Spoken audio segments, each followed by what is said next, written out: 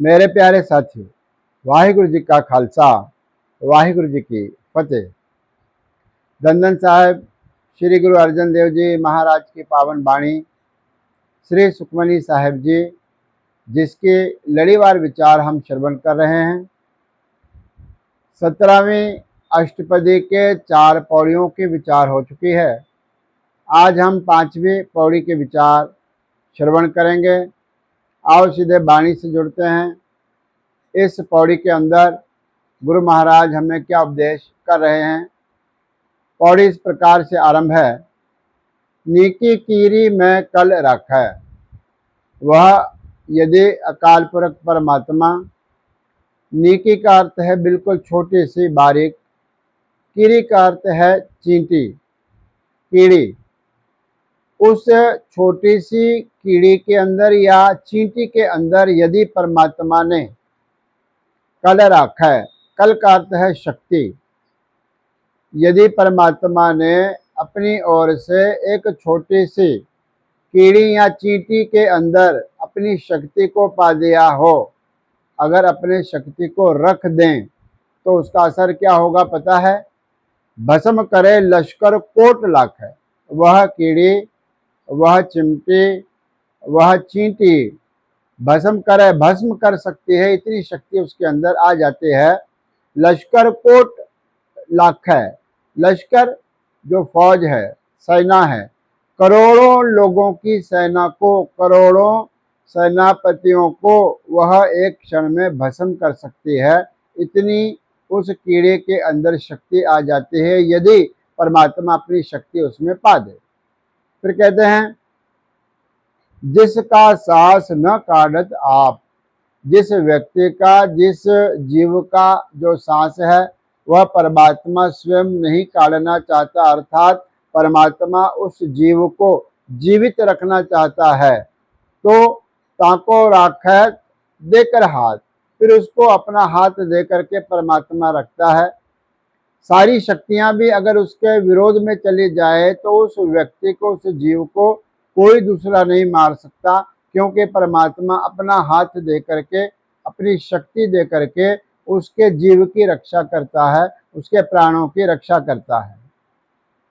मानस जतन करत बहु भांत। यदि कोई व्यक्ति अलग अलग प्रकार से, बहु भांत विभिन्न प्रकार से यत्न करे, विभिन्न प्रकार से कोशिश करे, तो भी इसके कर्तव्य व्यर्थे जात, उसके सारे कर्तव्य उपाय सारे व्यर्थ चले जाते हैं। परमात्मा शक्ति दे तो सफल है। व्यक्ति अपनी तरफ से कुछ करने की कोशिश करे तो उसके जो कर्तव्य है, उसके जो काम हैं, वो सारे व्यर्थ चले जाते हैं। उसके किए हुए जो उपाय है वह भी व्यर्थ चले जाते हैं। मारे ना राखे अवर न कोई। इसका अर्थ है कि परमात्मा के अलावा ना कोई किसी को मार सकता है, ना कोई किसी को जीवित रख सकता है। सारी शक्तियां परमात्मा के हाथ में हैं। अगर कोई जीवित भी है तो वो परमात्मा के शक्ति से है, अगर कोई मर भी रहा है तो वो उसके हुक्म से है। इसलिए मारे ना राखे, परमात्मा के अलावा और दूसरी कोई शक्ति, अवर ना कोई दूसरा ऐसा नहीं है जो जीव को मार सकता है अथवा या जीव को बचा सकता है। मारना और बचाना यह केवल प्रभु के हाथ में है। सर्व जिया का राखा सोए। हर प्रकार के जीवों का जो राखा है, रक्षक है, वह प्रभु परमात्मा है। फिर कहते हैं, काहे सोच करे रे प्राणी। ए प्राणी, ए जीव, गुरु महाराज कहते हैं कि तू किस प्रकार की सोच करता है और क्यों करता है। वह प्रभु परमात्मा अपने सूझबूझ से सबकी रक्षा कर रहा है, सबको जीवदान दे रहा है, समय आने पर सबके प्राण हर रहा है। तू बहुत छोटा प्राणी है, तू बहुत छोटा जीव है, इसलिए तू काहे सोच करे रे प्राणी, अप्राणी, अजीव। तू किस प्रकार से, क्यों इतनी चिंता अपने मन में लेकर के जी रहा है। सारे चिंताओं का त्याग कर। जो होना है वह होकर रहता है, जो नहीं होना है उसको कोई घटा नहीं सकता। इसलिए आखिरी पंक्ति में कहते हैं, जब नानक प्रभ अलख बिडानी।